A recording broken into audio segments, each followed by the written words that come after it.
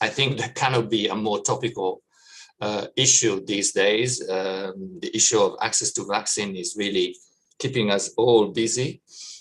It's also a timely moment to do it. Almost 150 countries have now started vaccinating all over the world. Of course, it's not enough, but it's it's a good sign of the response, the needed response to the pandemic.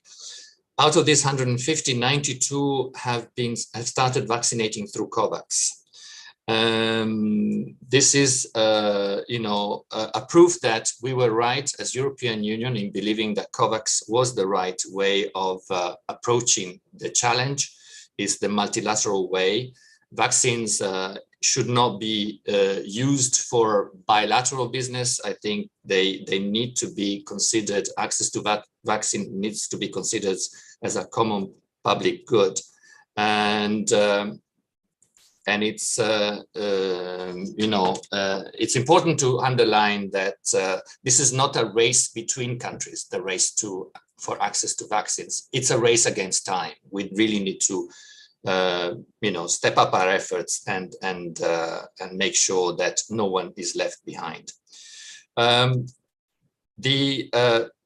Partnering with this event, we decided to partner with Ghana for very logical reasons. Ghana was the first country which received on the 24th of February the first COVAX deliveries, which means that they were fulfilling the WHO's criteria.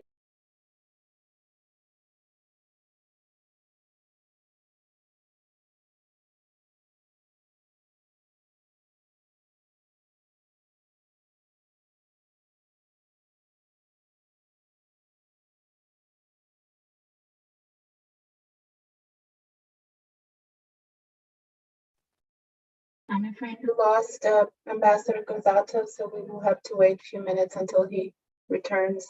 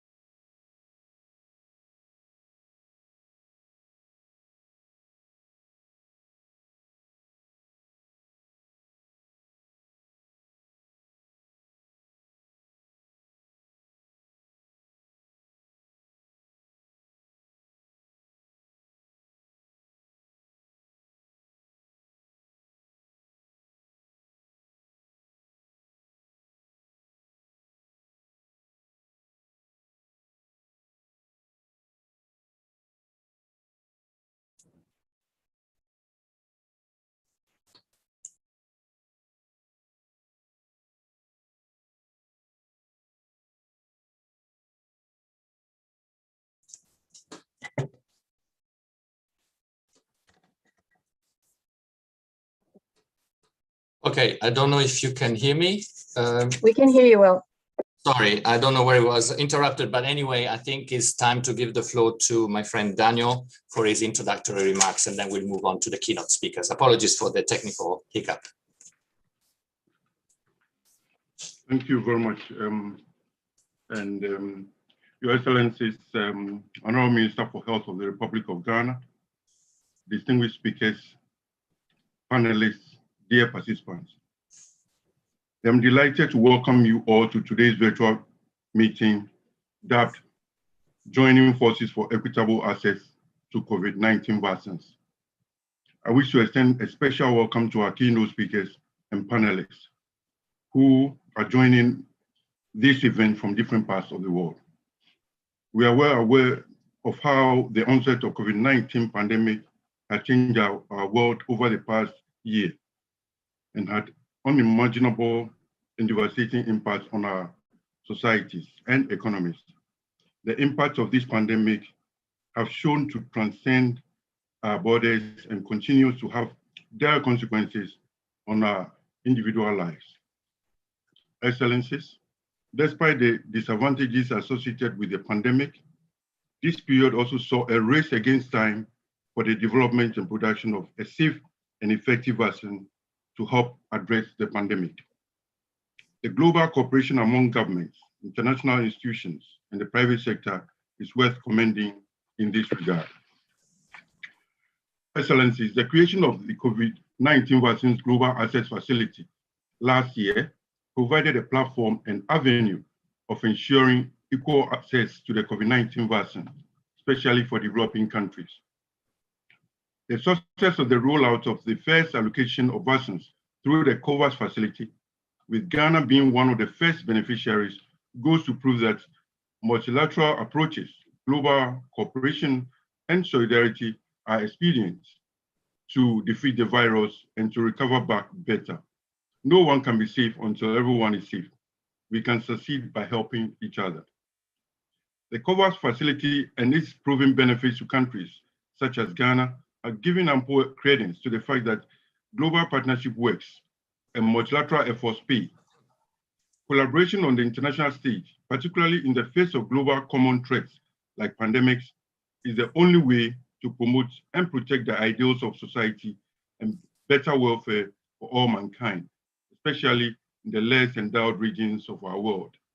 Excellencies, by way of these events, Ghana will share in its unique story on the rollout of the COVID-19 vaccine through the COVAX facility. And I believe that this will ignite further hope towards our fight against the pandemic. I also look forward to hearing further from the panelists and respondents on COVAX, especially COVAX at work, and I wish us all fruitful deliberations. Thank you, Mr. Chair. Thank you, Daniel. And, we will move now to our keynote speakers, and the purpose of today's event is really to look at the experience gathered so far and the challenges that we've encountered and look at recommendations on how we can respond even better to the crisis. But before we do, I give the floor to the keynote speakers. Allow me to broadcast a short video clip that illustrates the EU contribution to COVAX and the support we've given to the African vaccination efforts. So we'll have this 2-minute video clip and then we'll move on with the keynote speakers.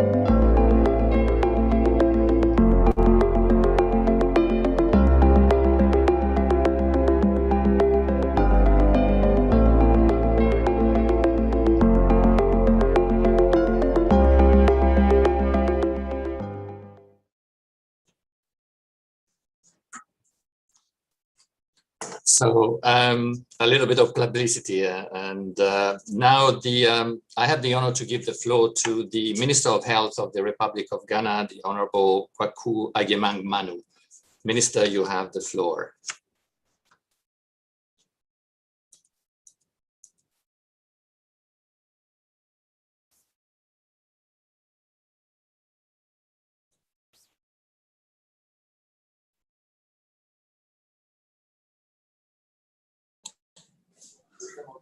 Hello. We hear you. Thank you very much. Ambassador Sylvia Gonzato, Deputy Head of the EU Mission to the United Nations in New York. Besides that,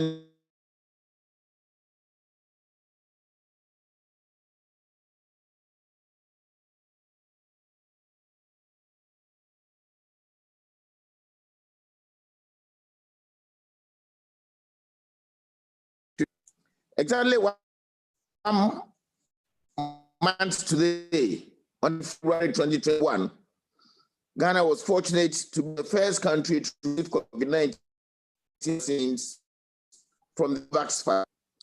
This opportunity to express sincere appreciation WHO, CEPI,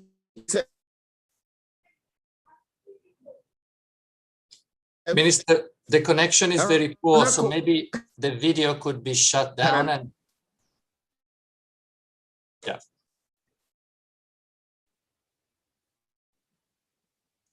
Now. Okay, go ahead. Can you hear Minister. me? Sorry. Yes, perfect. Now it's better. Thank you so much. It's time. The 24th Ghana see COVID-19 from the COVAX facility. I use this opportunity to express to Gavi, WHO, CEPI, UNICEF, and other COVAX collaborating partners in Canada, Germany, Italy, and Sweden for providing the resources to the initial shipments of vaccines to Ghana and other developing countries possible. I also use the opportunity to support the COVAX facility. As this sends a hope now to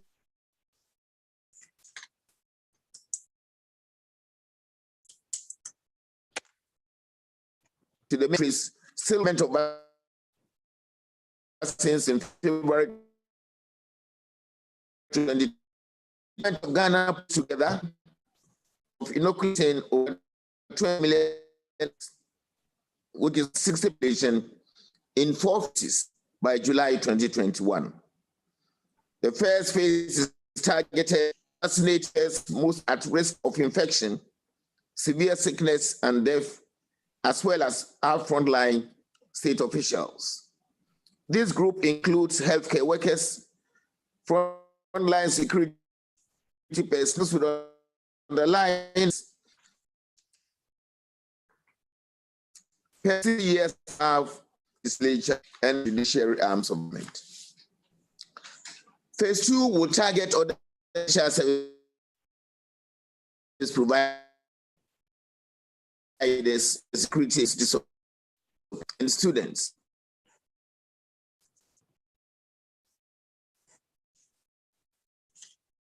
For distributors, phase 3 targets the rest of the general public, which includes 18 years older, with the exception of pregnant women. And will include pregnant women and age of 4. This group will be vaccinated when an appropriate vaccine is found or when enough safety data are available.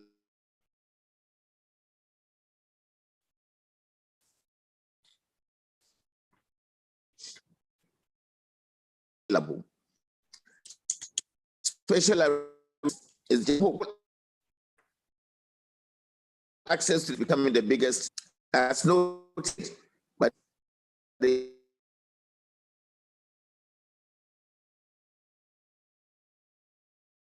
U.S. region is recently it needs to allocate to all countries based on the equitable allocation by the and approved by the states, with rich countries reserving the bulk of the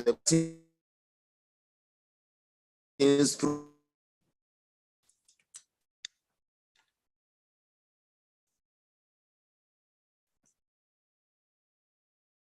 this, with manufacturing country.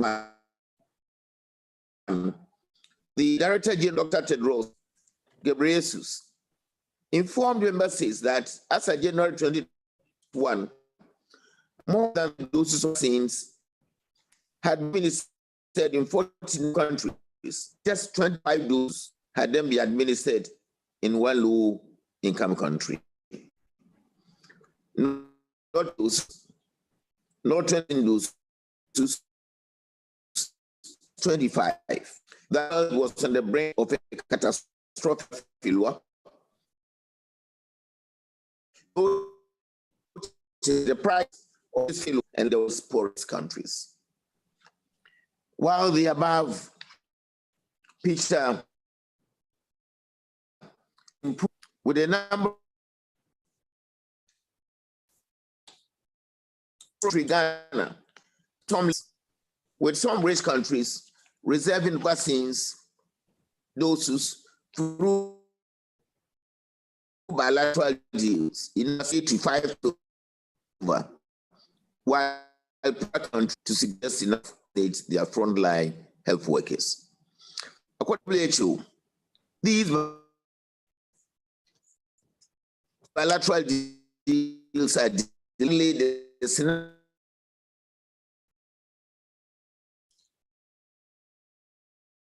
Minister, I apologize, but unfortunately the connection is extremely poor, so we cannot really follow.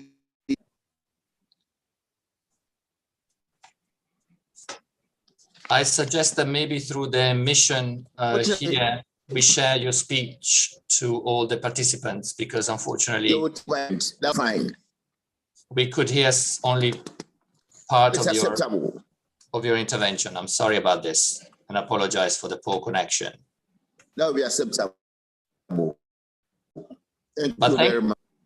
Thank you, Minister, for sharing with us, the vaccination program that your country is putting in place, and also for, recognizing the efforts made by the international community to support Ghana in its endeavor.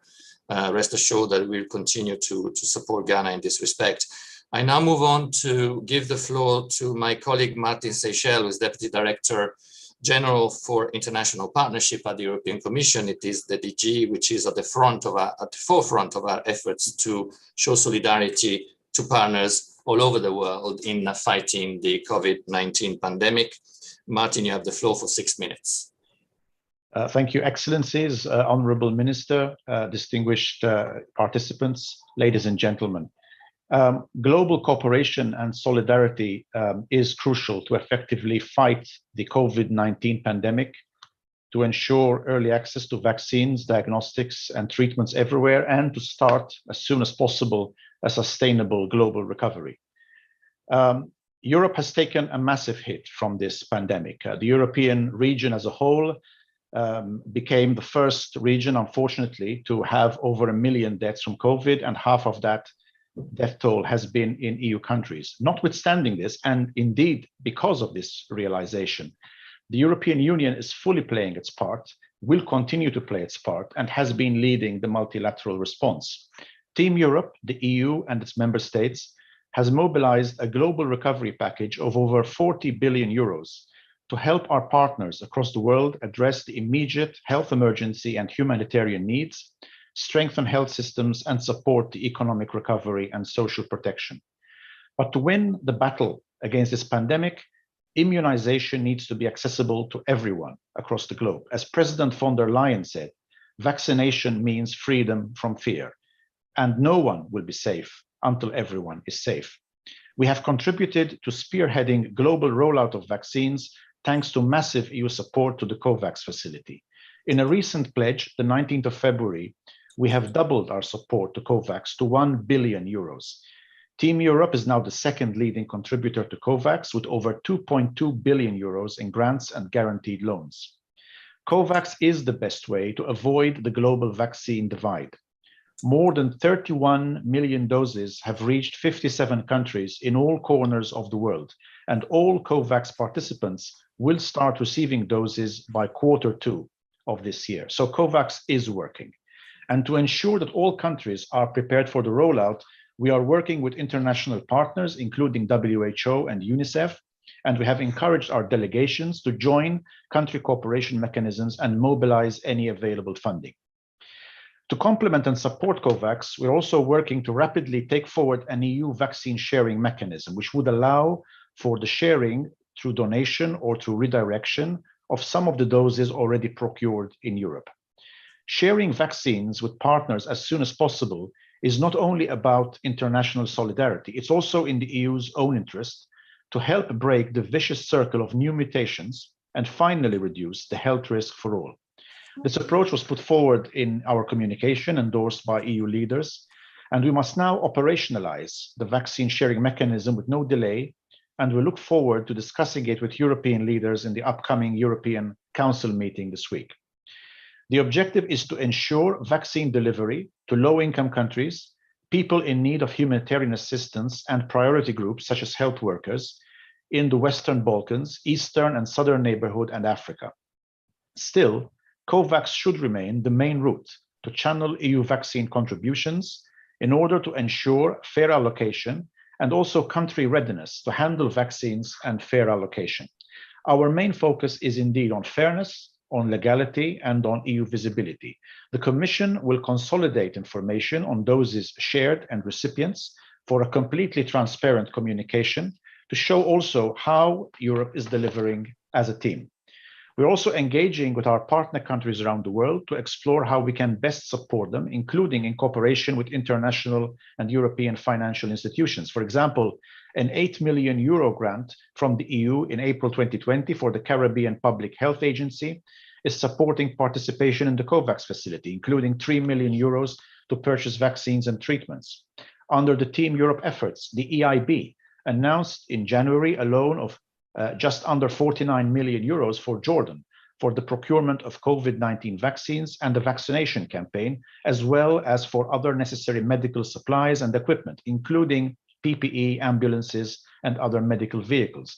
And another €50 million from the EIB for Ukraine has been repurposed on 12th of February to purchase much-needed COVID-19 vaccines and related supply chain equipment. But we cannot stop here.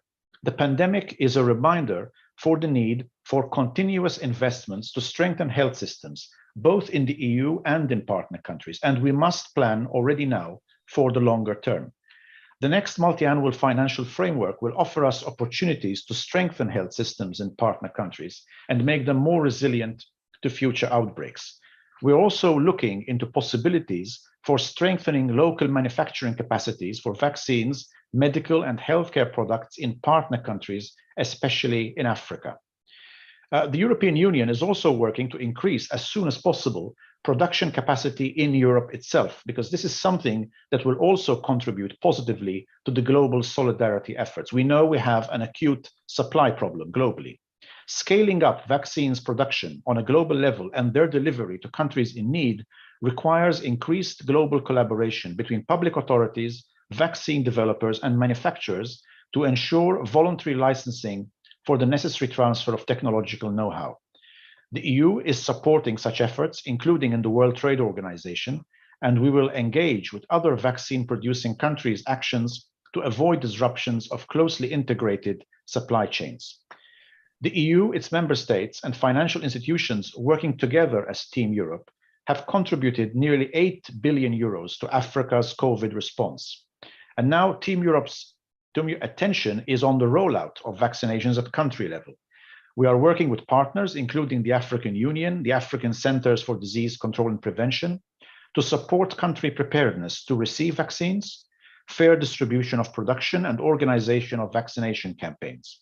And in December, we launched a new partnership between the African CDC and the European Center for Disease Prevention and Control. At the G7 in February, President von der Leyen announced €100 million in humanitarian assistance to support the rollout of vaccination campaigns in Africa in collaboration with the African CDC. A final word about so-called vaccine diplomacy. I think this is really too polite a term which hides a very worrying reality. The reality is we are in the middle of a pandemic, a global crisis by definition. And what we need is genuine solidarity and cooperation to make sure we all get out of this crisis together. Assistance should not be politicized, and vaccines should not be used as a bargaining chip for political gains. COVID vaccines and their availability should be treated as a public global good, and the distribution should be based solely on epidemiological needs. As has already been said, vaccination is not a race between countries. It is a race against time, and time is of the essence. We do not have unlimited time. We need to make sure that safe and effective vaccination can start everywhere and reach everyone as soon as possible. Thank you very much. Thank you very much, Martin, for pointing out all the efforts that we're making in order to address this global pandemic, but also for pointing out the need to increase the long-term resilience of health systems globally. I now give the floor to His Excellency Francisco Duarte Lopes, who's the permanent representative of Portugal to the United Nations, who's speaking on behalf of the EU Portuguese presidency, who's overseeing efforts to tackle the pandemic in Europe. Francisco, you have the floor. Thank you very much, Silvio, and thank you also, Daniel. Dear Minister, dear colleagues, it's truly a pleasure to be here today with all of you for this very timely event. The 1st of March marked a turning point in the fight against the pandemic, and Ghana emerges as a reference of hope, being the first country to start the rollout of COVID-19 vaccines from COVAX. The coronavirus pandemic has claimed already the lives of more than 2.7 million people worldwide, has bettered health systems and shattered economies, and also destroyed livelihoods. However, through these challenges, we have also witnessed the best of humanity through strong multilateral cooperation, and the Access to COVID-19 Tools Accelerator, launched in April last year, is a good example of global collaboration to accelerate development, production, and equitable access to COVID-19 tests, then treatments, and then vaccines. The 600,000 doses of the vaccine delivered in Ghana are part of what will be the largest and more complex global rollout of vaccines in history. There is no doubt that multilateral cooperation is the best way to deal with the pandemic. The EU is a key player in the coronavirus global response since the very first beginning. Together with its member states, the EU has pledged 25% of the total pledges to COVAX to ensure universal access to vaccines. But we need to explore complementary ways to work together. We all have to unite efforts to fight the pandemic, making sure that vaccination is truly treated as a global public good, being available in a quickly, equal, and affordable manner, and distributed without discrimination based solely on medical needs. This is not only a question of solidarity, as some colleagues have said before. This is the only way to change the course of the pandemic. Portugal, a country deeply committed to multilateralism, believes in the value of shared solutions when facing global challenges. We will strive to ensure, including as presidency of the Council of the EU this semester, that Europe's commitment covers the entire spectrum of COVID-19 consequences, from immediate health and humanitarian assistance to longer-term development needs to support partner countries building back better, greener, and stronger. At the bilateral level, throughout the past year, Portugal proactively engaged with partner countries, mainly in Africa, and undertook various first response measures aiming at the COVID-19 pandemic prevention and the mitigation of its effects, including redirecting development cooperation efforts, making front-load disbursement and new financial contributions, helping design and implement a new health action plan for some of the partner countries, stepping up budget support to the health and education sectors, adjusting financing instruments to better respond to the emerging needs of the private and public sectors in these countries, approving a time-bound suspension of bilateral debt service payments for eligible countries. And we have also been supporting global efforts in response to the UN Secretary General appeal.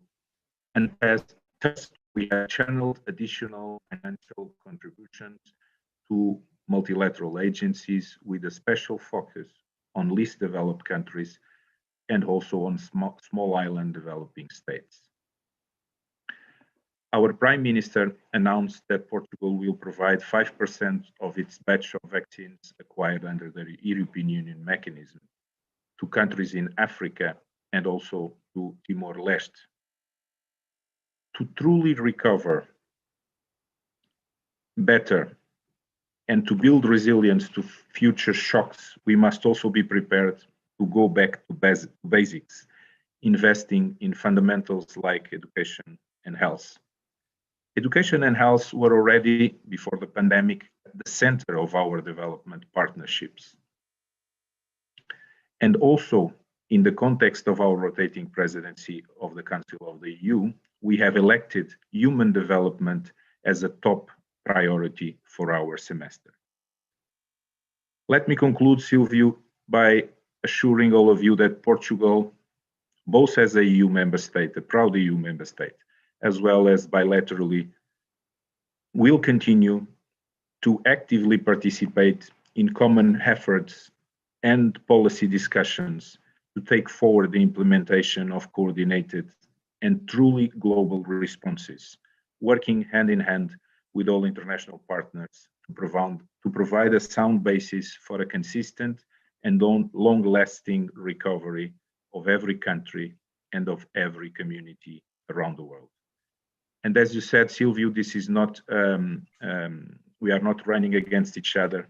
We are all running against time and against the virus. This is more, I see this effort more as a relay where every one of us has to run its own leg. Thank you. Thank you, Francisco. And thank you also for pointing out at the need for the long-term response and the need for a recovery which is sustainable and promotes resilient systems and health systems in particular. And I now turn to another key player in the COVID-19 response, and that's the WHO, represented here by Bruce Aylward, who is the Senior Advisor to the WHO Director General, covering access to COVID-19 tools accelerator hub. Bryce, you have the floor. Bruce, sorry, you have the floor for 6 minutes. I beg your pardon. You have to unmute yourself, Bruce. I do. Thank you, Ambassador, for the guidance. A year into Zoom, you'd think I know how to use it, but there you go.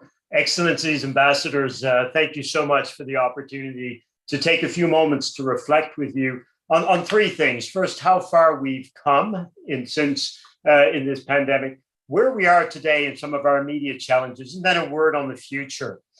Almost 1 year ago, Excellencies, I had the honor to lead the mission into China to try and understand this virus, what we were dealing with, and how we might tackle it. And when I came out of China with my colleagues, the big message we had with the world was, we are not ready, materially or in mindset, to beat this virus.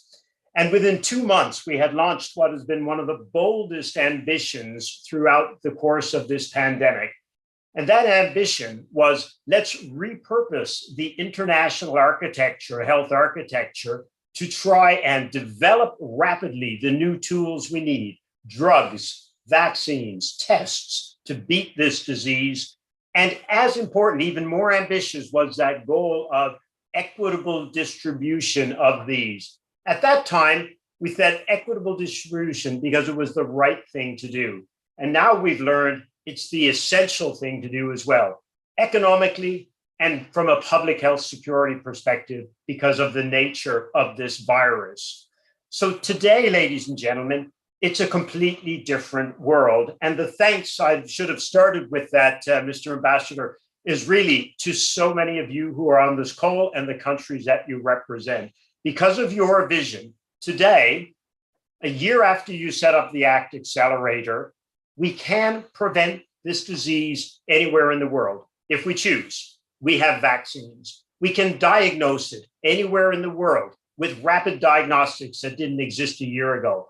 And we can save lives anywhere through the oxygen, dexamethasone, and other things we've discovered and put together through the ACT Accelerator. So we definitely can beat this disease. We're in a completely different position.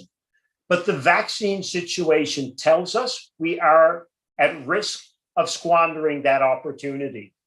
If we think about the situation today, Excellencies, it's a fantastic situation.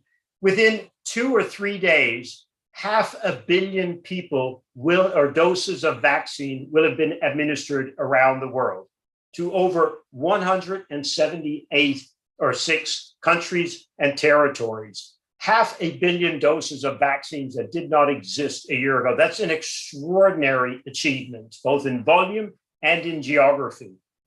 But 42 countries have not yet received a single vaccine, and that is a problem. Now, our goal was to ensure every country received vaccines within 100 days of the beginning of this year. We will be very close by the 7th of April, and we can achieve it with some extraordinary action and support from entities like those represented. I'd first, though, like to talk about the opportunity we have, and that is the COVAX facility that you have sponsored and that you have supported. 1 year since we expressed the vision for the COVAX facility, we have 190 countries collaborating. We have 2 billion doses of vaccine secured. We have more doses of vaccine optioned. We have enough vaccine secured or optioned to be able to help the least developed countries and other countries to get out of this crisis. And we have evidence now, as so many of you have spoken to, that COVAX works. And for this, again, I would like to say a gigantic thank you and congratulations to all on this call, because it is the achievement not of WHO, UNICEF, Gavi, and CEPI. It's a global achievement to the achievement of a COVAX facility. In just 1 month, and today it is it's the first 30-day anniversary, 1 month since the first doses landed in the first country. And now 32 million doses of vaccine have been delivered in 57 countries on 5 continents. It's an incredible achievement. There is no question that the COVAX facility can deliver. But what we've learned, Excellency, as well in this 1 month is the fragility of our achievement. In the first month, we delivered 32 million doses. In the next month, we will deliver less than 3 million doses unless we can deal with some fundamental problems in the supply chain. And I wanted to share those numbers with you. 30 million doses in the first month. It filled the world with hope, as we saw in that fantastic video, and we heard from His Excellency, the Minister of Ghana. But we are about to drop to 3 million, possibly even less doses, unless we can ensure that this fantastic instrument that's been established continues to have access to the doses of vaccine it needs to be able to serve every country in the world and every country equitably. So the big thing we've learned is COVAX works, but global supply is very, very fragile. And the reasons for this are understandable. We have the virus, first of all, is surging in places that are now demanding more vaccine. We're seeing variants of the vaccine that are making countries rethink their vaccination strategies and seek even more vaccines through bilateral and other deals. And we're having challenges in making the vaccine itself. And that is also leading, as you know, too bitterly, obviously, in the EU, to reductions in the volumes available. But there is so much that we can do to fix this situation. And it's going to require a collaborative approach. The same collaboration that established COVAX, made it successful, is going to be key as we go forward. Because behind the scenes, we have an extraordinary group of people working very hard with the countries that are not yet served to adjust the volumes, adjust the shipments, and get as much vaccine as we can. And we will continue to do that, and we will be successful in the next coming months. But our vision as we go forward must be even bigger. And Ambassador, a few comments on that as I wrap up. Today, we need to be thinking to the future. The virus has told us we're going to need more vaccine, we're going to need it in more places, and we're going to need it out there faster. We have to first expand the vision for COVAX, which we will be doing. We have got to expand the donation program, exactly as Excellencies have already spoken to.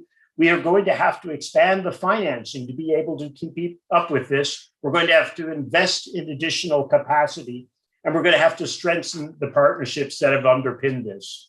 So, Excellencies, a great success to date. Congratulations to all. A great risk in front of us, though, if we don't bring that same spirit of collaboration to tackling the challenges we have of supply in the near and medium term going forward. Thank you. Sorry. Thank you, Bruce, and sorry for harassing you, but I'm keen to keep some time also for the Q&A. And thank you for reminding us that we're not here to just celebrate. We're here to keep the urgency, keep the momentum behind the effort to provide vaccines all over the world. Now, I would like to move to a new segment of our event, which is more about looking at the way in which COVAX is operating on the ground. And I would like to start by giving the floor to Pascal Bielefeld, Director for Country Support at Gavi. Again, Pascal, I understand you have some slides, but I remind you that you have 6 minutes. Pascal, you have the floor. Thank you very much for giving us the opportunity to speak today. Ambassadors, Your Excellencies, ministers, partners, I will just maybe take this opportunity to elaborate, go a little bit more into the details of the great sort of picture that Bruce has just painted around where we've gotten to, but also some of the challenges, just to give you a little bit more insight in terms of sort of what's behind COVAX. Gavi, the Gavi Alliance, for more than 20 years has driven, we've, worked to protect more than 820 million children in the world's poorest nations, saving 14 million lives. And given our record in rolling out new vaccines, we have been playing a critical role in co-leading the COVAX facility to help with this COVID-19 response that Bruce very well described. COVAX is the vaccine pillar of the COVID-19 ACT accelerator. And its aim is to accelerate the development and manufacture of COVID-19 vaccines and to guarantee fair and equitable access for every country in the world. And we can only do this with a very strong partnership. And I want to just call out here some of the key players and partners that are making COVAX work on a day-to-day basis. Of course, we have CEPI, which focuses on the vaccine research and development and scaling up of lab capacity. We have Gavi, of course, ourselves, focusing on the pooling of procurement, incentivizing manufacturing expansion, to secure supply of safe and efficacious vaccines.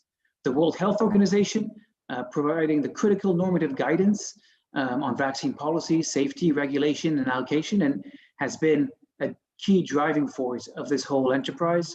UNICEF, coordinating the procurement and distribution across all of the COVAX participants. Together with the Pan-American Health Organization, doing a similar role for the Americas. And we're also working very closely with the multilateral development banks, the World Bank and other regional development banks, who are providing critical complementary support to countries to support the actual operational cost of delivering these vaccines. Today we have 191 donors, confirmed participants eligible to join under the whole enterprise. As you know, we have two groups of countries. We have the AMC 92, which are the low and middle income countries, and we have the self-financing countries. And you can see here sort of how they divide up across the world, the self-financing countries being in red and the blue being the AMC 92 countries. We are today well on our way to reaching our target, which is to make sure that by the end of this year, 20% at least of the population will be covered across all these participants, which is really the aim of this equitable approach that COVAX tries to is striving for.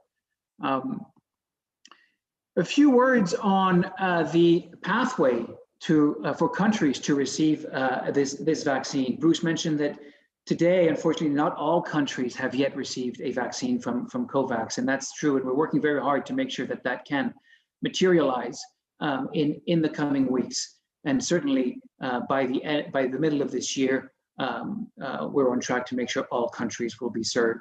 But basically, countries have had to confirm their participation in this enterprise, and that was done last fall.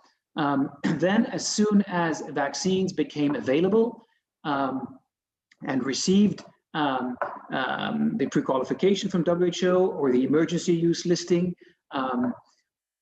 thereafter, countries also needed then to pass regulatory approval of these vaccines for their own countries, as well as sign indemnification agreements with manufacturers. This was accompanied with an allocation approach, which is called the fair allocation mechanism, that ensures that over time, we work in lockstep across the entire breadth of the portfolio so that each country can receive the vaccine simultaneously and increase coverage simultaneously. And the final step is to make sure, and this is in particular for AMC countries, that the countries are indeed ready to receive the vaccine, that have the necessary plans in place to ensure an effective rollout. And that has allowed us in record speed, I would say, to get countries the first vaccines. As Bruce mentioned, there's an 83-day difference between the first vaccine administered in the high-income countries and the first vaccines shipped in low-income countries. And Ghana was as the first one, as we've heard today. And since then, we've had a very rapid ramp-up of doses reaching countries. This map here shows you the situation as of today. And the number of countries and vaccines that have been served. There are still some patches in here that are not in green, and we are going to correct that over the coming weeks. If, and that is a big if that Bruce also emphasized, we can ensure the supply of the necessary vaccines as has been committed. So to conclude, just a few facts, figures. We have already raised $6.3 billion thanks to the generosity of many of you represented here on this call today. It's been an amazing effort. We do need still another $2 billion, in particular to looking forward, the risk of variants and other needs like that will be, and that we anticipate. And so we are going to be seeking further support to ensure the success of this endeavor over the coming year or 2 years. We now have 7 vaccine candidates with which we have agreements with, securing a total of 2.3 billion doses. That will allow us to reach that 20% target that we're aiming for. And we're hopeful that actually we will be able to go beyond that through COVAX. As mentioned, nearly 32 million doses already shipped to 57 participants and counting. So thank you very much, and thank you for your support. We still have a long journey ahead. This is far from over, and we'll need to continue working together on this. So thank you very much. Thank you, Pascal. And I see that the source of the data that you're providing here is UNICEF. So that leads us to the next speaker, who is Mr. Abubakar Campo, who's UNICEF Director for Health Issues. Abubakar, you have the floor for 6 minutes, please. Thank you very much. And thank you very much, the European Union, for having UNICEF joining the distinguished panels.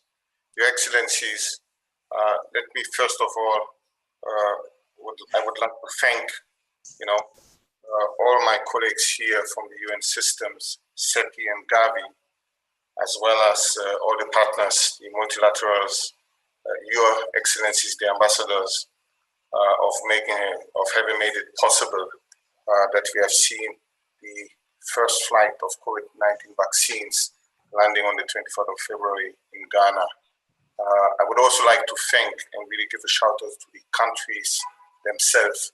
Those governments have been working hand in hand with WHO and UNICEF on the ground of making sure that country readiness and the national vaccine deployment plans were basically correctly uploaded in terms so that allocation could have been made at this particular time and that we could basically ship those vaccines. Another shout out, and I really allow me to do so, is on the airline companies who have really made it possible for us to ship in a record time. As many have mentioned already, it has been quite a daunting task of getting those vaccines out. And I think it was really to all our relief that the first flight landed in Ghana on the 24th of February. This being said, we are continuing our support to the COVAX facility in terms of shipping out vaccines even this week. So to the 57, another couple of other countries before the end of the week will be added. As we speak right now, our supply division in Copenhagen is still continuing of delivering vaccines to countries. As of today, as we said, close to 32 million doses have been basically delivered to 57 countries. But that's not all. It's not just about the vaccines to be delivered. We also have been really making sure that countries are prepared. Close to 810 million people have been reached with information of preventing COVID-19. So the entire information systems has been basically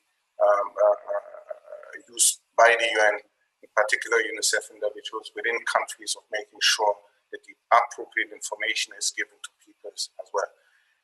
As we're saying, vaccine is one of the tools, but Bruce has really rightly mentioned, social distancing, keeping the mask on, and hand washing are the preventive measures. And I think this measures needs to be still continuing until everyone gets vaccinated.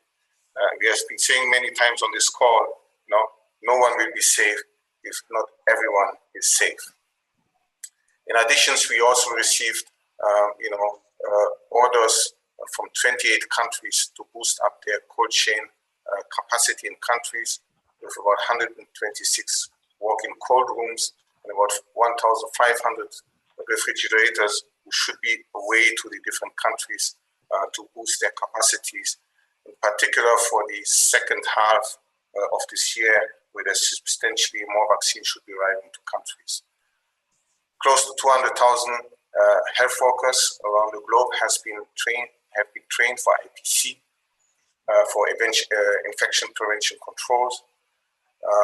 And we are also monitoring, making sure that the humanitarian populations are not being left out in those plants in those different countries, which is a very important point.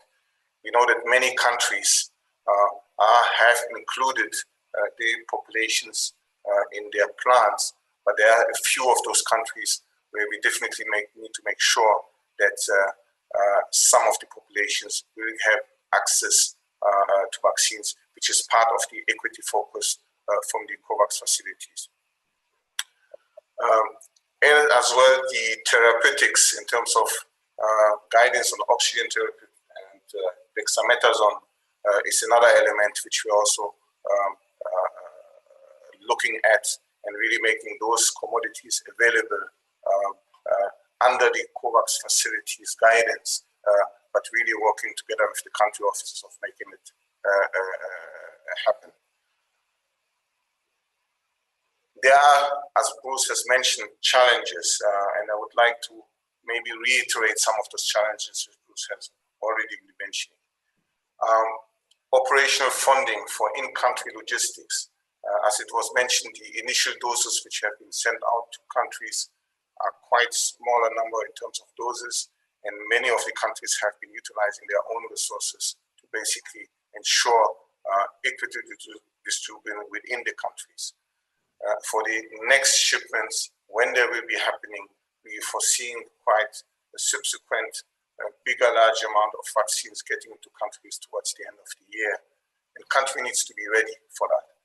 And yet, we haven't seen operational funding yet flowing to those countries. So a plea to all of you to make sure that this can be happening.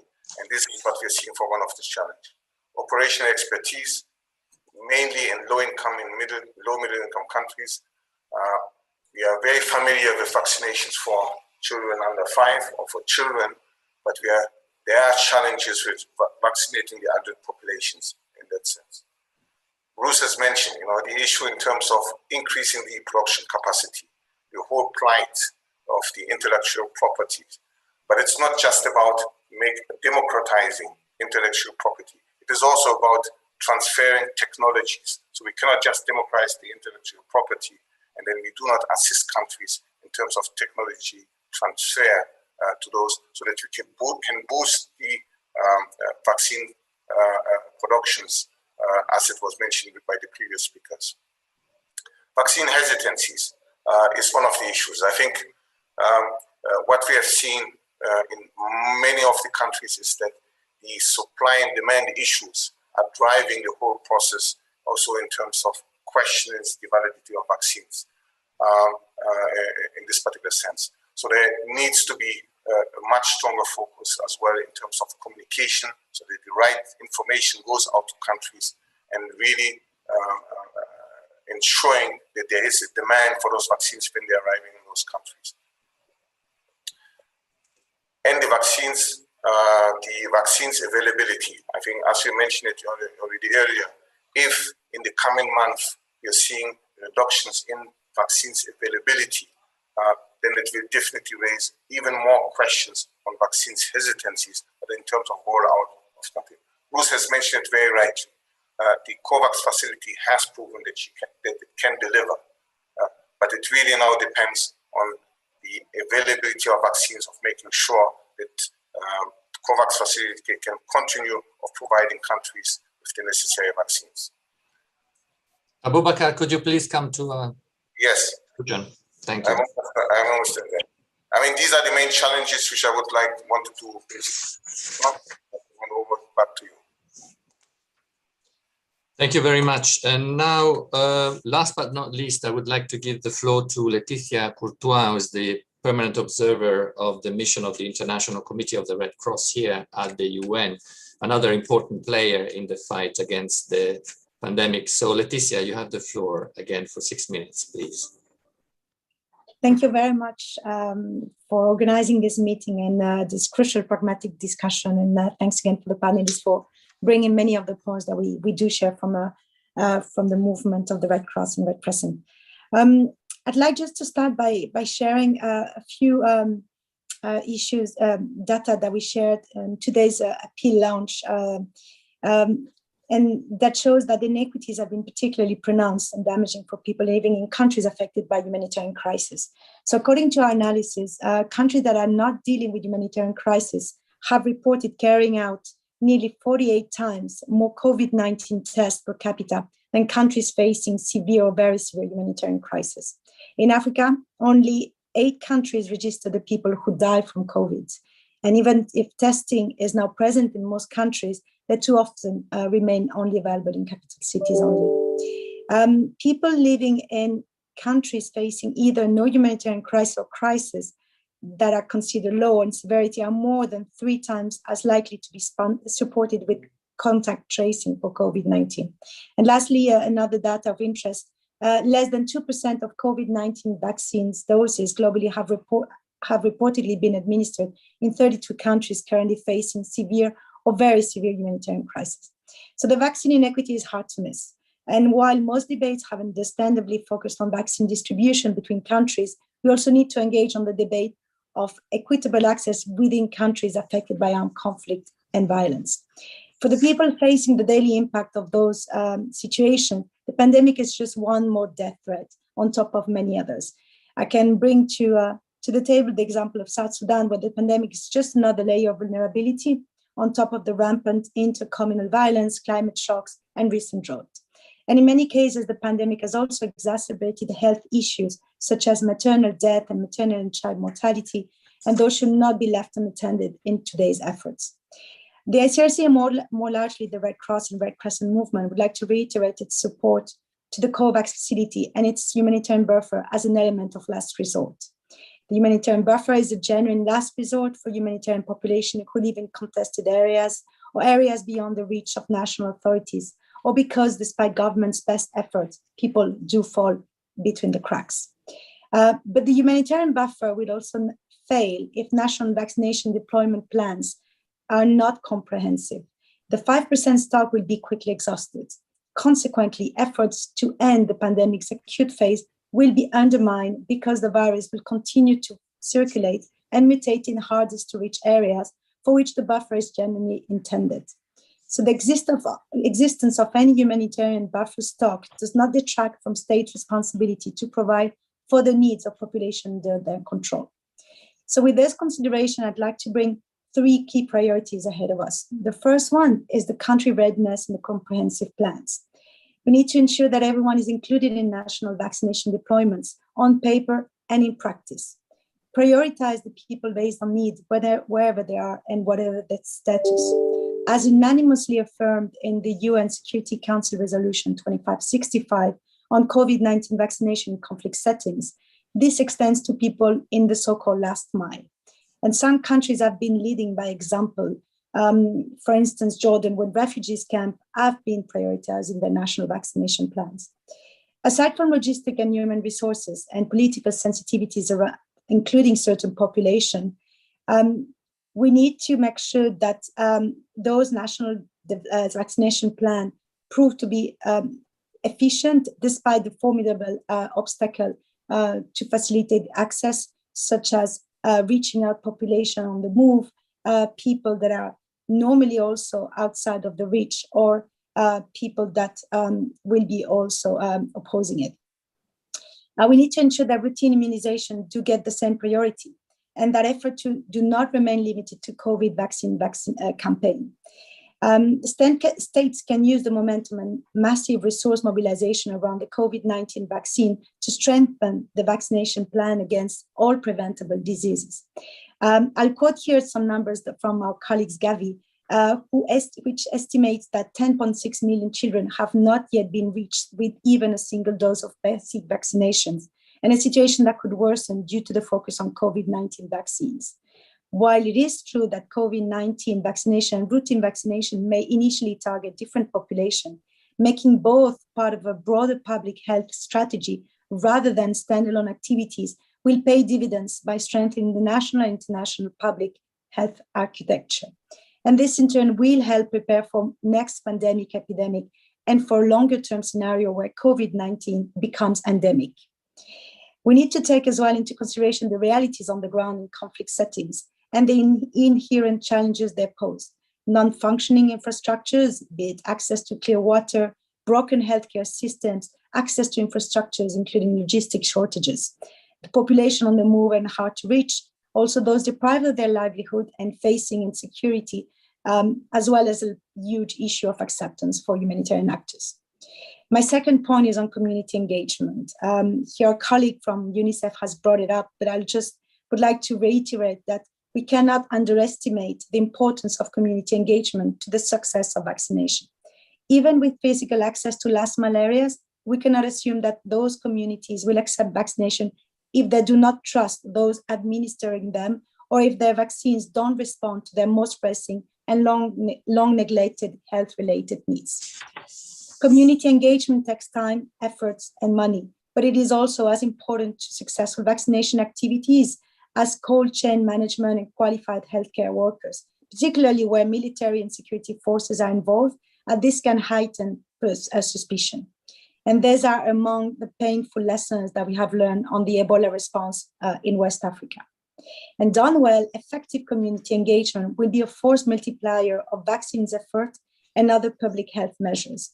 It will enhance the safety of frontline healthcare workers and the reach of humanitarian action. But done poorly, it will cripple public trust in vaccination and government more broadly, with long-term ramifications beyond pandemic response. My last point will be on the obligation under international humanitarian law. In armed conflicts, IHL contains obligation to prevent and control epidemics and to ensure access without discrimination to healthcare. IHL does protect vaccination as medical activities for prevention of diseases, as well as healthcare workers administering vaccines. And where states cannot meet such basic medical needs of population under their control, they must allow impartial humanitarian organizations to conduct vaccination without conditioning it to peace deal or ceasefires. In addition, when armed forces participate in vaccination activities, IHL must be respected, especially with regards to the protection of healthcare workers and humanitarian access by impartial humanitarian organizations.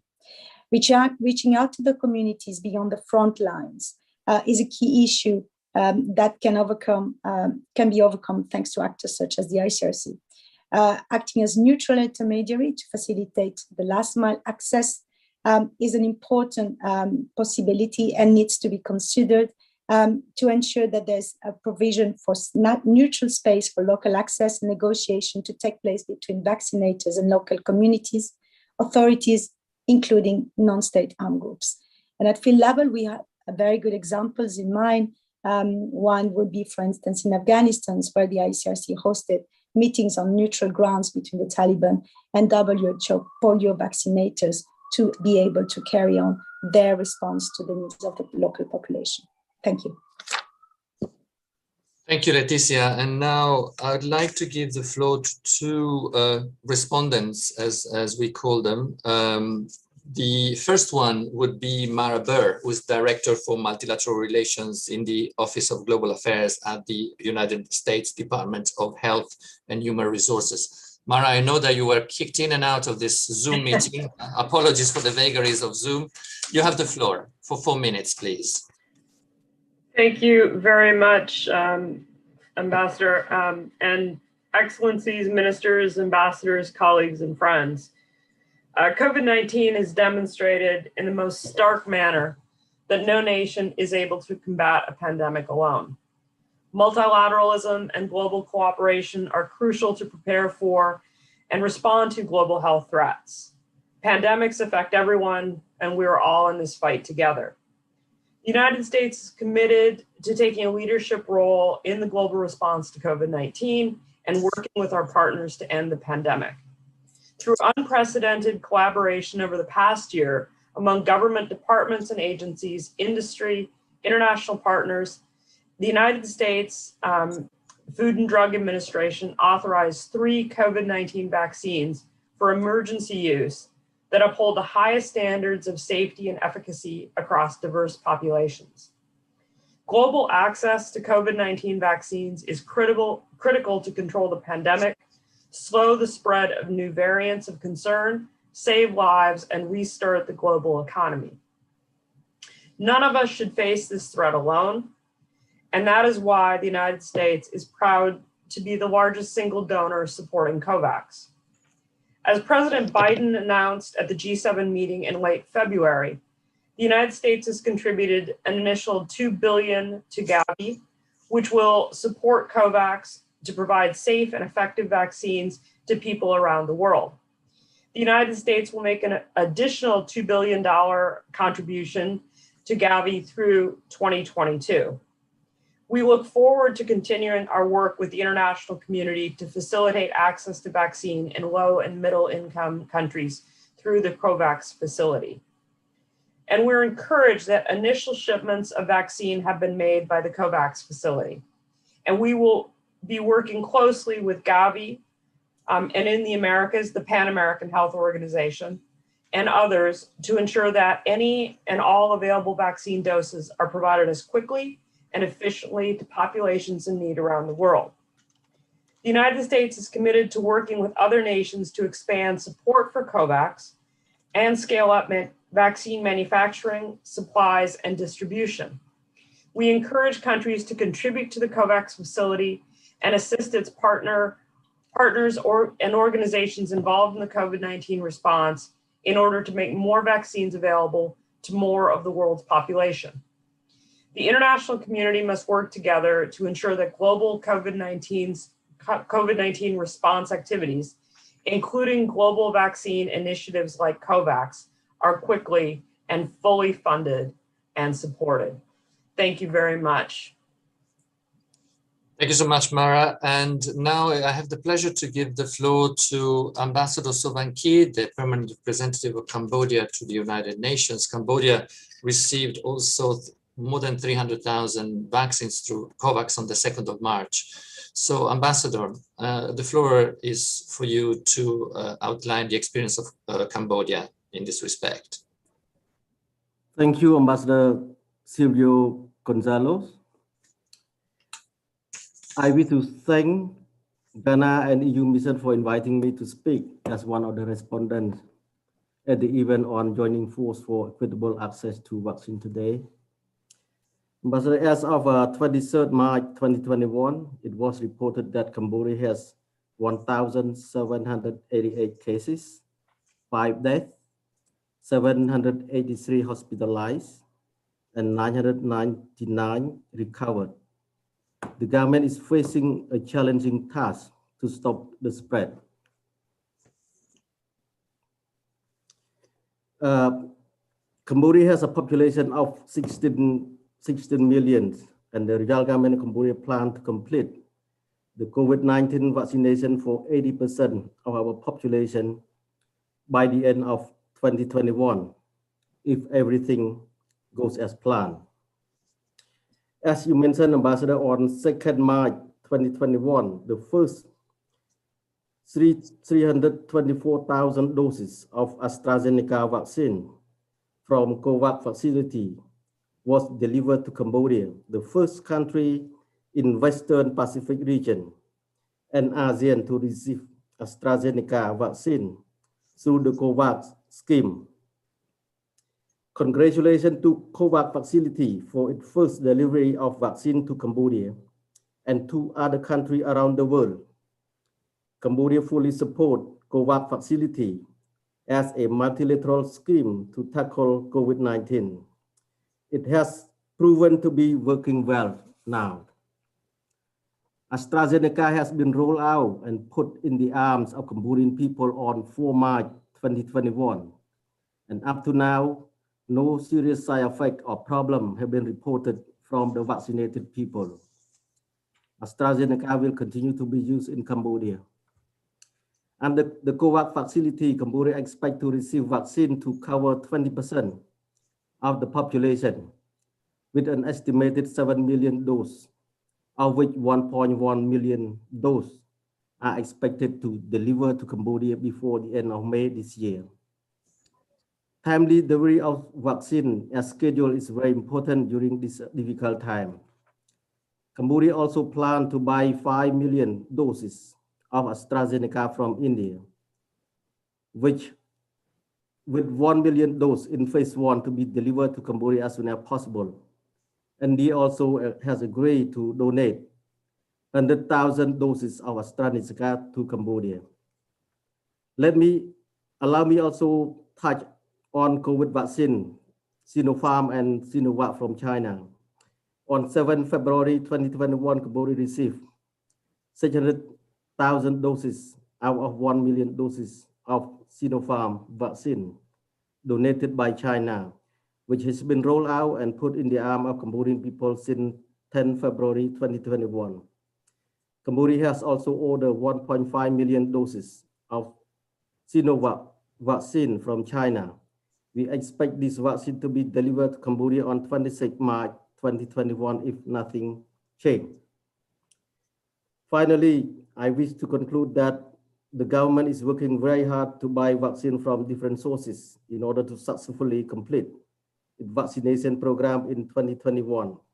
Up to now, more than 240,000 people have been vaccinated.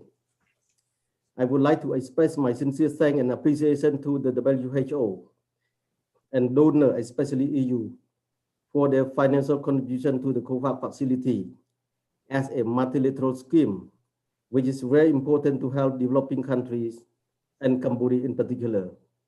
Cambodia wishes to reiterate the call for equitable and affordable vaccine as a public good. With vaccine, we will be able to fight against COVID-19 and rebuild our economy. Together, we can defeat this dangerous virus. I thank you. Thank you, Ambassador. And now I would like to thank all the participants for their patience. I would like to open the floor for remarks by participants. I have 5 interventions listed here, and I would like to close the list because I would like to leave also some time for briefers to react to some of the comments if necessary. And it's a pleasure to start the list with the permanent representative of Egypt, His Excellency Mohamed Idris. Mohamed, you have the floor. Good afternoon. Thank you very much. Thank you, Silvio. Thank you, Danielle. And thank you for our distinguished, honorable briefers and presenters and the respondents. So for the sake of time, I just want to highlight the good example Ghana is giving in this important endeavor. And let me tell you that vaccine is now the most used word. However, the word itself, using the word is not matching with using the vaccine itself worldwide. So there is a gap here which needs to be, we need to mind this gap between using the word and using the real vaccine. And this needs really a lot of important work together. And what we are doing now is going to set the stage for what's going to come later and after that. We have to make this an exercise and lesson learning process to build on it in any unfortunate likelihood in the future. And as the briefers mentioned, I think we should look at things from the perspective of opportunity and solution, not perspective of the problem. We see now when the virus was there was a problem. When the vaccine came, there is also a problem. And hopefully when there is a treatment, will not be another problem. So we have to always address from the solution and be the positive way forward. Just to say that in a practical action-oriented also endeavor to this, before the end of this week, there will be launched a political declaration on the equitable access to COVID-19 vaccines. This will be launched in General Assembly. It is an initiative by a core group composed of 19 countries, which Egypt is an honor to be a member of it. This initiative was led and initiated and led by Lebanon. And now it has a membership of almost 177 countries. And the aim is to send a strong message regarding our commitment to multilateralism and cooperation when addressing this important issue. And the declaration contains provisions regarding the call for all states to contribute to COVAX and other UN mechanisms, reflecting our belief in the role of the United Nations and its organizations in addressing our global threats and challenges. To conclude, for the sake of time, we hope that this declaration and this event today regarding joining the forces for equitable access to vaccine will help us to move forward and build upon during our upcoming discussions inside the UN regarding the vaccines in order to end pandemic. And it is a hope which really worth lots of diligent, committed work to make it a reality. Thank you very much. Thank you, Ambassador, and particularly thank you also for reminding us of the declaration which will be published soon, and an initiative which we had the honor to participate in too. I now give the floor to the permanent representative of Belgium, His Excellency Philippe Skridelka. Philippe, you have the floor. Thank you, Silvio, and congratulations to the European mission and to the Ghanaian mission for organizing this event. It's important. It helps all of us to understand better what is going on. I had a quick question. If the advisors to His Excellency, the Minister of Health of Ghana are still present, I would like to ask them concretely, what are the one or two major challenges they are facing now? They are receiving now the COVAX. I understand that Ghana is becoming a model, the Egyptian colleague just said it, a model for Africa in the way you organize the distribution of this vaccine. Is the main challenge the organization? Do you have enough doctors and staff to provide the vaccination? Or is the financial challenge? And in that respect, is a country like Ghana, are you in contact with development banks or other development partners? Or do you find in your own budget the margins to finance the future waves of the vaccination? And another quick question, with your permission, Silvio, to perhaps the Cambodian colleague and the colleagues from UNICEF, Red Cross, and World Health Organization, which are here. I was the Belgian ambassador to Cambodia until 8 months ago, and I still have many friends there, and I received many messages from my friends who are so relieved that COVAX is now arriving and the vaccination is well organized in Cambodia. The question I had is that in October last year, in the framework of the United Nations Convention Against Transnational Organized Crime, a resolution was adopted, and Belgium was one of the promoters of that resolution in order to combat falsified medical products. And I would like to know, in a country like Cambodia, which have been confronted with that issue in the past, falsified medicines. So I would like to know if whether either in Cambodia itself or from the Red Cross, UNICEF, World Health Organization, you consider it as a big challenge. Are there a lot of falsified vaccines? And do you see that in that a challenge that the international community should face perhaps more than we are doing now? Thank you. Thank you, Philippe. Indeed, very pertinent questions about financing and also fake vaccines. I now give the floor to the DPR of Georgia, Her Excellency Elena Agladze. Elena, you have the floor. Thank you very much, Silvio, and thank you both, Silvio and Daniel, for this very timely thing. There's no more important thing today for international community, and as eloquently noted by Dr. Seiko from European Commission, we are here in the fight for freedom from fear. So incredibly important that we mobilize all efforts to increase the vaccine distribution. Let me briefly say what we've done in Georgia. We have had very intense collaboration with COVAX, and we received the first doses of vaccines on 15th of March.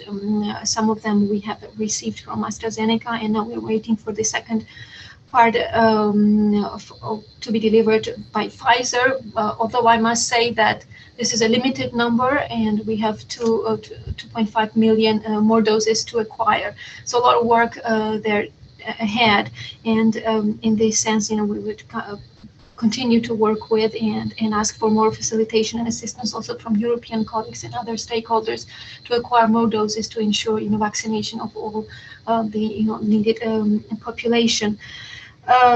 Maybe also to thank Team Europe and other stakeholders for their work in addressing the vaccine hesitancy. I think that is an issue that we all face.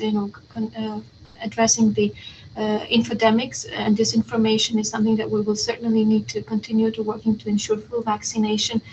And maybe just to briefly echo the words of Leticia from ICRC about the important work that needs to be done in conflict-affected settings. We have 20% of our population occupied, so the work is there to be done to ensure that a vaccine reaches indeed everyone, and we ensure that people on the other side of the occupation line receive vaccination. So I'll limit my intervention with that in the interest of time, and thank you very much for this important meeting.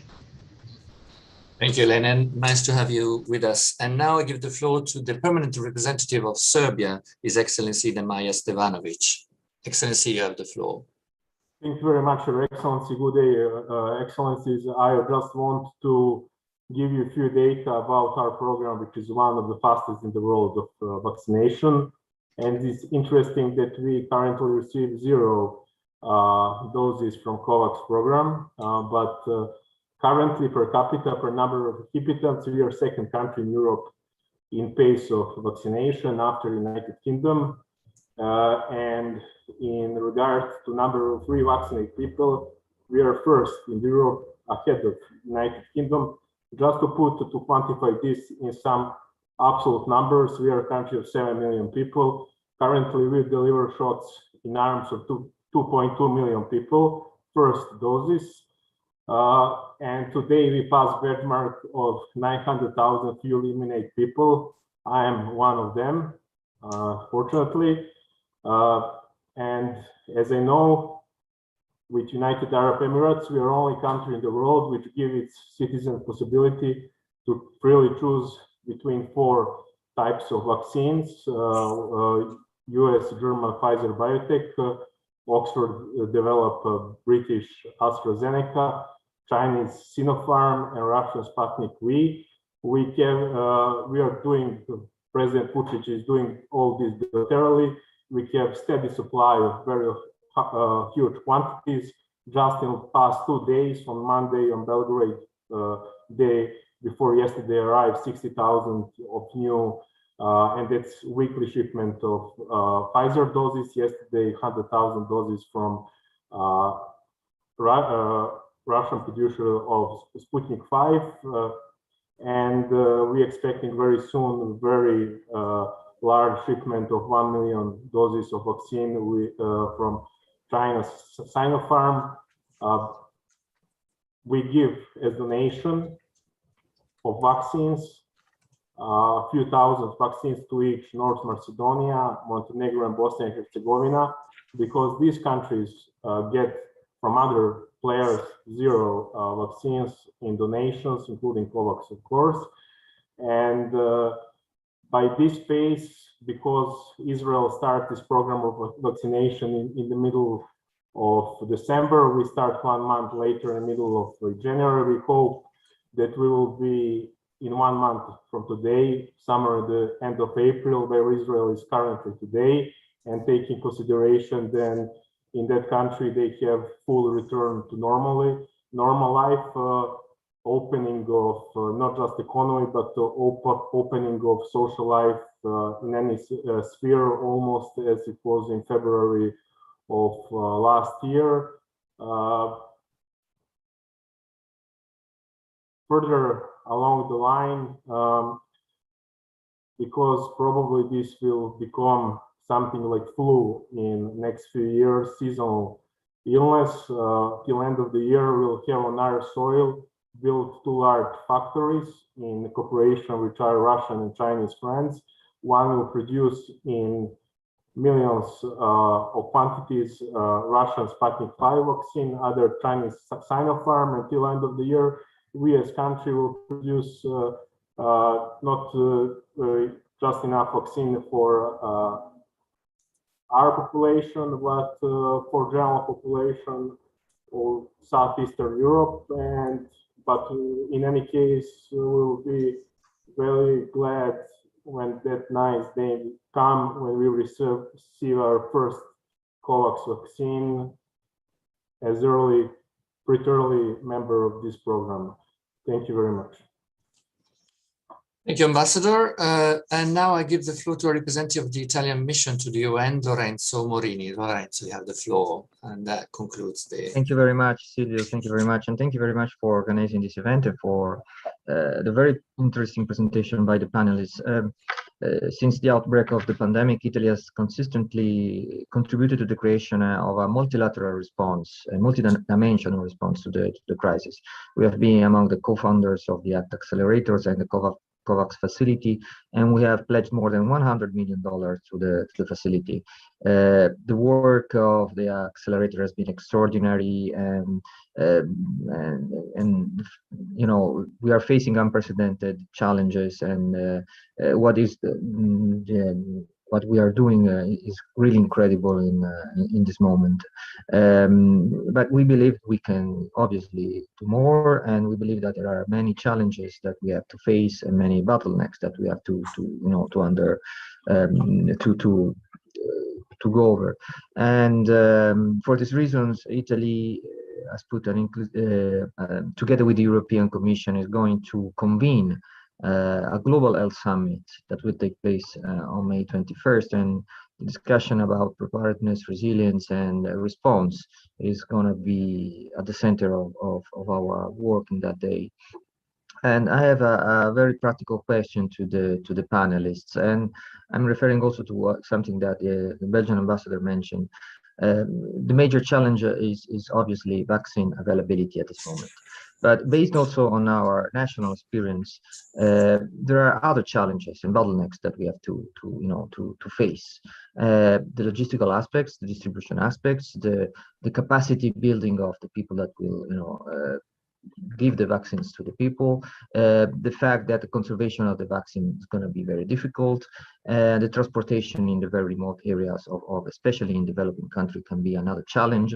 So what we would like very much to understand is how the COVAX is working on this series of issues, and how can we help as a group of countries, the recipient countries, in overcoming these challenges and comply with the objective of universal vaccination of the population. Thank you very much.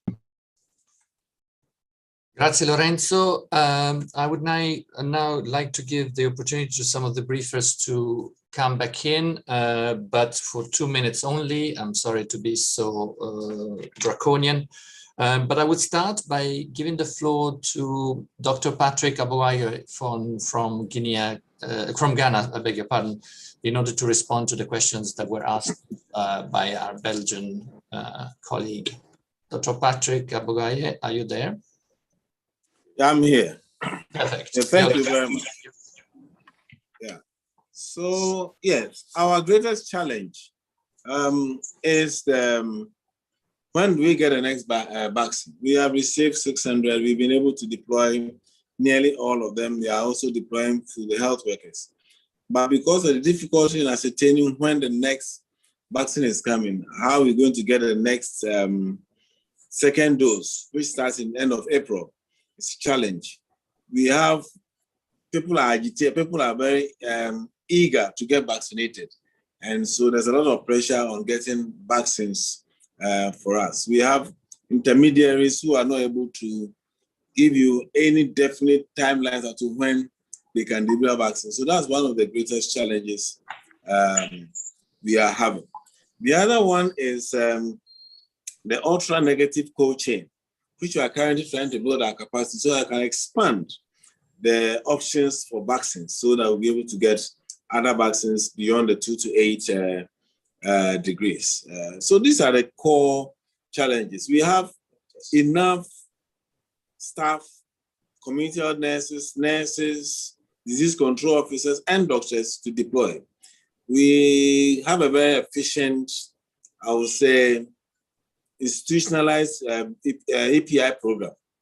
Last year, we were able to deliver, vaccinate 6 million people with vaccine over 4 days. So once we have the vaccine, we have the machinery to be able to deliver in all communities. We have even the drones that are also delivering to the most remotest part of the country so that health workers can deliver vaccination. So those are the two core things, the ultra code and how to get more vaccines for the people who are, everybody is very eager to be vaccinated in this country. Over. Thank you so much. And I now wanted to give the opportunity to the other briefers. I don't know if Bruce wants to come in. I see that the ambassador of Cambodia wanted to have the floor. Ambassador. Yeah. Thank you, my Belgium PR, for the question. First question regarding the financing. I think financing is a problem for almost every country. But in the case of Cambodia, in 2020, government approved more than 1 billion to address COVID-19 related measures. And again, for 2021, the government also has approved another more than 1 billion to address COVID-19 impacts. I think this 1 billion also cover vaccine. So and in addition to that, we work very closely with World Health Organization, COVAX facility, and also bilaterally with our partners, our friendly country. So again, I think with vaccine, government is well prepared to deal with this problem in terms of financing. And for the second question regarding the fake vaccine, I think government has been taking COVID-19 seriously. And recently, on 11 March 2021, the government has adopted law on measures to prevent the spread of COVID-19 and other serious, dangerous, and contagious diseases. And the aim is to protect public health and mitigate social economic impact of the pandemics. And I think if anyone going to circulate or produce a fake vaccine will be punished by this law. So we are confident that we can do that. Thank you.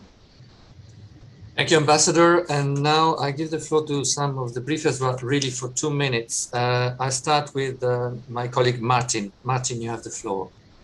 Yes, thank you. I think as the discussion has shown, what will be really critical is to avoid going from one bottleneck to another and trying to resolve things in series. This is not going to work. I mean, certainly we have already overcome the first bottleneck. Science has delivered, and I think that is not a problem. And more vaccines are coming on stream.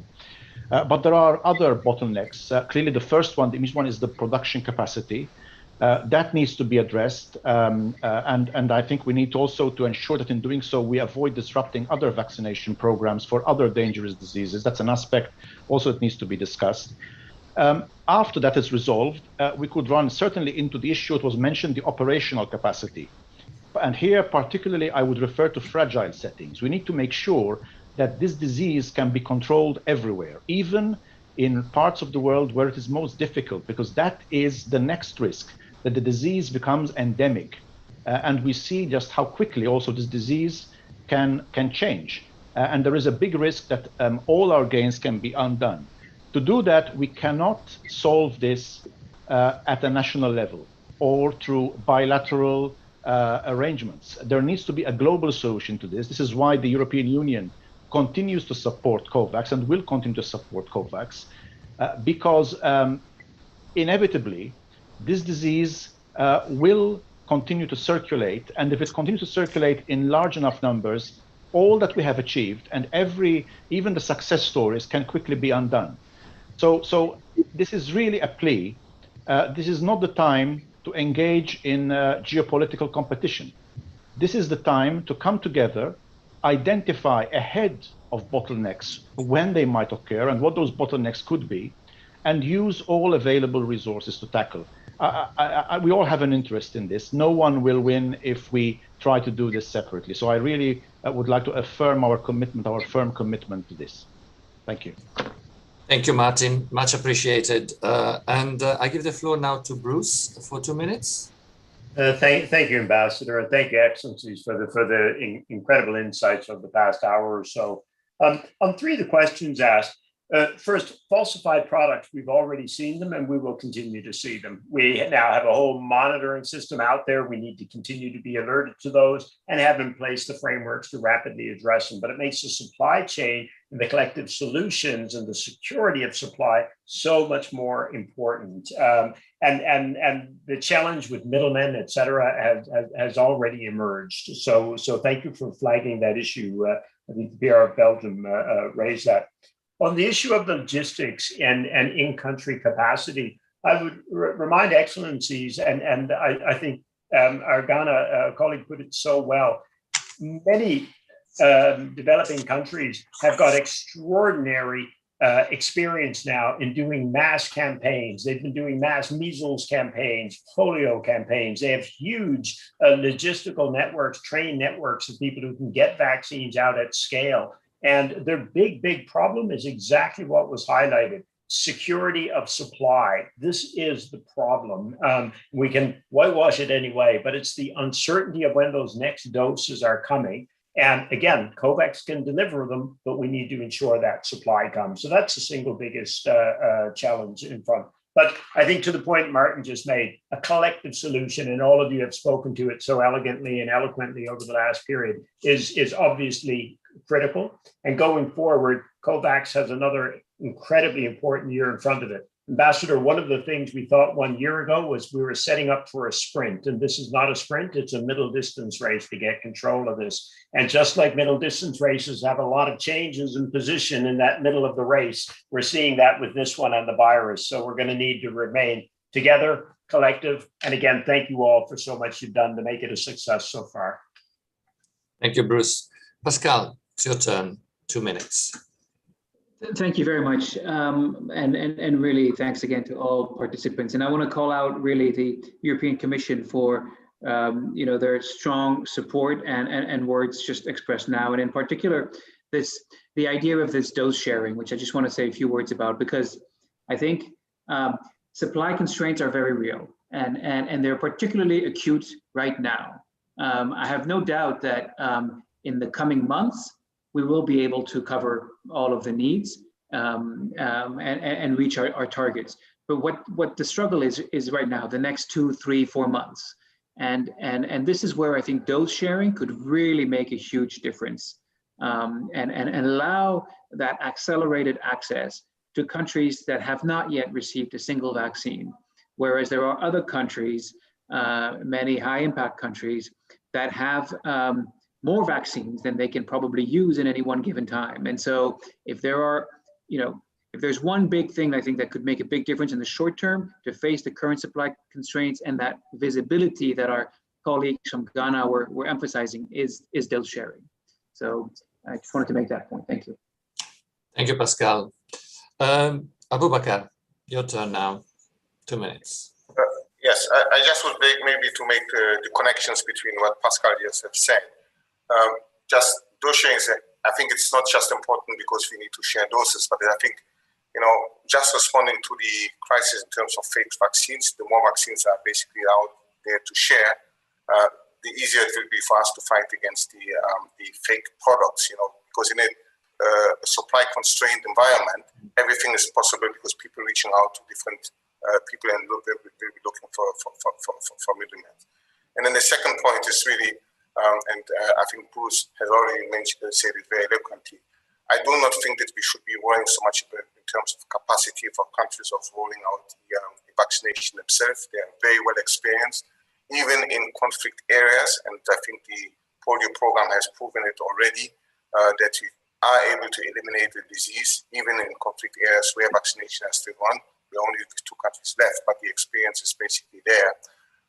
But what really is lacking is for many countries, as this ambassador from Cambodia said, is resources for some of those countries to offer the implementations of the rollout of some of those vaccines, which is basically critical, in particular on following up of the in monitoring the implementation of those campaigns. Back to you. Thank you, Abubakar. And now, Leticia, last but not least, again, 2 minutes. Thank you very much. A lot has been said. I just maybe would like to add something on the point of falsified medicines. Maybe the issue that also needs to be understood is also how the prioritization will be done, and not necessarily the medicine as such, but who gets to reach out to it. And this is again the coming back to the issue of the comprehensive vaccination plan.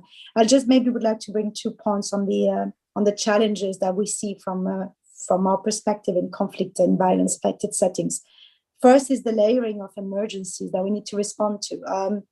It's not because we put COVID-19 vaccination on top of it that the rest is disappearing, and the rest needs to be obviously prioritized, kept in our emergency plan, and will also address the immediate need of the population that do often refer to those needs above many others that we see from our perspective. And the other point is the issue of access.